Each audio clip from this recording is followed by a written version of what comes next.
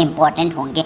आज की हमारी ये 4 सीरीज़ है। इससे पहले हम लोगों ने 3 सीरीज़ कर लिए हैं जिसके लिंक डिस्क्रिप्शन में है, आप वो सारी वीडियोज़ को ज़रूर देखना। इस सेशन को स्टार्ट करने से पहले एक छोटी सी प्यारी सी जानकारी आपको इस बुक के बारे में दे दूँ, जो आपको एक काम ज़रूर करना है कि आपको एक टेस्ट सीरीज़ की तरह इस सेशन को लेना है और 20 में से जितने भी क्वेश्चन आपके सही होते हैं, जितने भी क्वेश्चन आपको आते हैं, नीचे कमेंट सेक्शन में ज़रूर बताइएगा कि 20 में से आपके कितने क्वेश्चन सही हुए। ठीक है, चलो स्टार्ट करते हैं। क्वेश्चन नंबर 61, विकलांग श्रद्धा का दौर निबंध के लेखक कौन है? क्वेश्चन नंबर 61 का जो करेक्ट आंसर होगा वो हो जाएगा हरिशंकर परसाई। ठीक है, देखो आज अब जो आपके लेखपाल के एग्जाम्स होंगे ना, उसमें साहित्य का पोर्शन थोड़ा सा ज़्यादा होगा, क्योंकि ग्रामर जो है, व्याकरण जो है, सभी बच्चों को रट गया है। ग्रामर का पोर्शन तो ज़्यादा होगा ही होगा, साथ ही साथ हिंदी साहित्य का पोर्शन भी ज़्यादा होगा। तो हिंदी साहित्य के मैंने ज़्यादा क्वेश्चन आपको कराने की कोशिश करूँगा, जिससे जो क्वेश्चन पूछे जाते हैं बार बार वो क्वेश्चन आपको रट जाएँ। ठीक, क्वेश्चन नंबर 62, स्त्रीत्व का मानचित्र की लेखिका कौन है? बहुत प्यारा क्वेश्चन और बहुत बार पूछा जाता है। क्वेश्चन नंबर 62 का हमारा बी ऑप्शन होगा,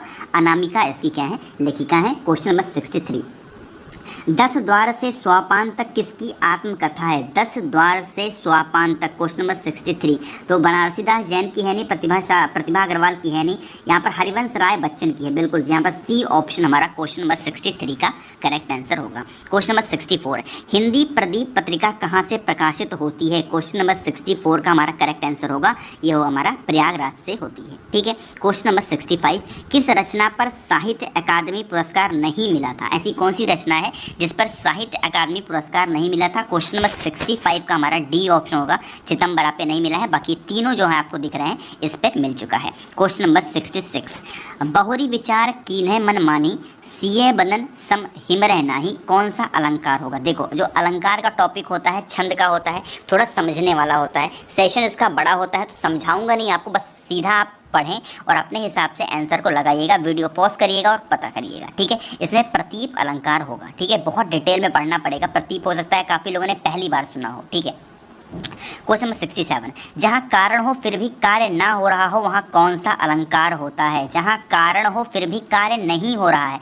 वहाँ पर कौन सा अलंकार होता है? तो वहाँ पर विशेष शक्ति अलंकार होता है। बी ऑप्शन यहाँ पर करेक्ट होगा। ठीक है, आगे बढ़े क्वेश्चन नंबर 68 पे, बड़े न हुजे गुणन विन विरद बड़ाई पाए, कहत धतूरे सो कनक गहनो गढ़त न जाए में कौन सा अलंकार है? क्वेश्चन नंबर 68, अर्थान्यास, इसमें पूरा अर्थ का अनर्थ कर दिया जा रहा है, तो ए ऑप्शन हमारे यहाँ पर करेक्ट ऑप्शन होगा। ठीक है, कैसे हो रहा है, कैसे नहीं हो रहा है, पूरा बहुत बड़ा टॉपिक होता है अलंकार का और छंद का भी। एक बार पढ़िएगा ज़रूर, आपको सारी चीज़ें फिर कवर हो जाएंगी। ठीक है, लेकिन ये सारी ऐसी चीज़ें हैं जो आपके प्रीवियस ईयर पूछी गई हैं, तो आपको पढ़ना भी बहुत ज़रूरी है।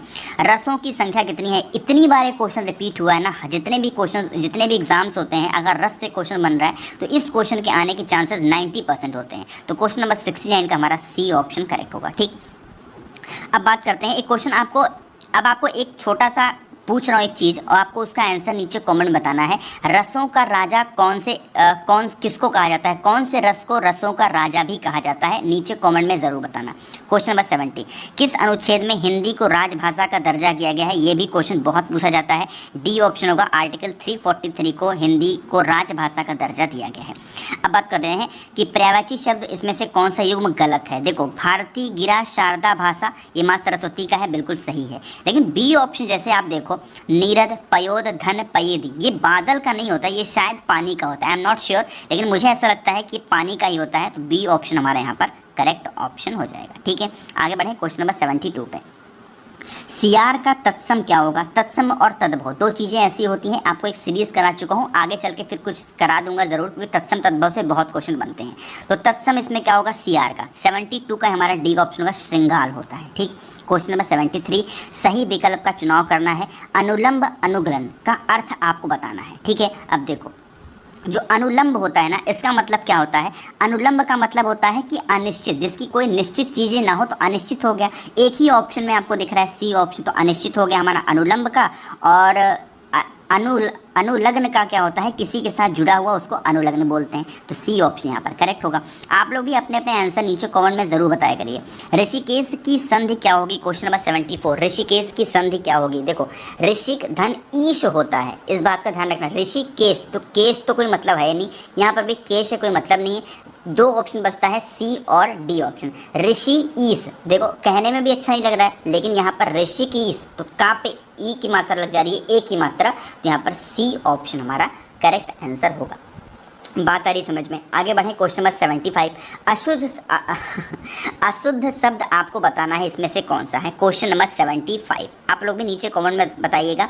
देखो सीधा सीधा आपको युग्म आपको बताना है। स्मार्त संप्रदाय से कौन जुड़े हुए हैं, शंकराचार्य साहब जुड़े हैं। गौड़ीय संप्रदाय से कौन जुड़े हैं, चैतन्य महाप्रभु हैं। और रसिक संप्रदाय से कौन जुड़े हैं, अग्रदास हैं। लेकिन जो श्री संप्रदाय है वो उससे रामानंद नहीं जुड़े हैं, तो डी ऑप्शन यहाँ पर हमारा करेक्ट ऑप्शन होगा। ठीक, आगे बढ़े क्वेश्चन नंबर 76 पे कि कौन सा शब्द बहुब्रीय समास नहीं है। देखो बहुब्रीय समास क्या होता है, कोई ऐसा शब्द हो जो किसी तीसरे की तरफ इशारा करता हो, क्या होता है, बहुब्रीय समास।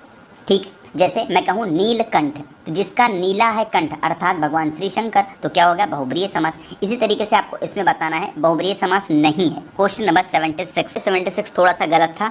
कश्मीरी सेब सिंदूरी लाल होते हैं, यह रेखांकित शब्द में क्या चीज़ें हैं जो सिंदूरी लाल होते हैं। देखो 77 बहुत ही प्यारा क्वेश्चन है, कन्फ्यूजिंग वाला है, लेकिन आपको समझना पड़ेगा। देखो एक तो सबसे पहले ये समझो कि ये विशेषण होता है, ठीक है।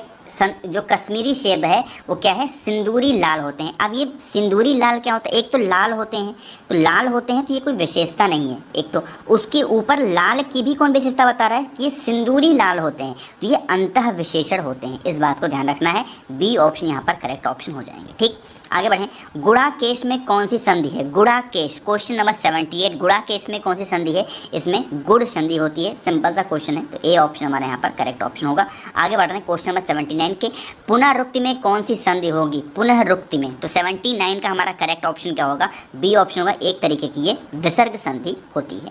आगे बढ़ें। स्पर्श संघर्षी व्यंजन कौन से होते हैं, बहुत प्यारा क्वेश्चन है। स्पर्श संघर्षी व्यंजन, जिसको आप बोलें तो आपको बोलने में क्या हो, थोड़ी कठिनाई का सामना करना पड़े। स्पर्श संघर्षी, थोड़ा स्पर्श करके, जैसे या टा फा, आप ऐसी कोई दिक्कत, लेकिन चा जैसे आप बोल रहे हैं तो हर एक तरीके से टच हो रही है, तो यहाँ पर बी ऑप्शन हमारा करेक्ट ऑप्शन हो जाएगा।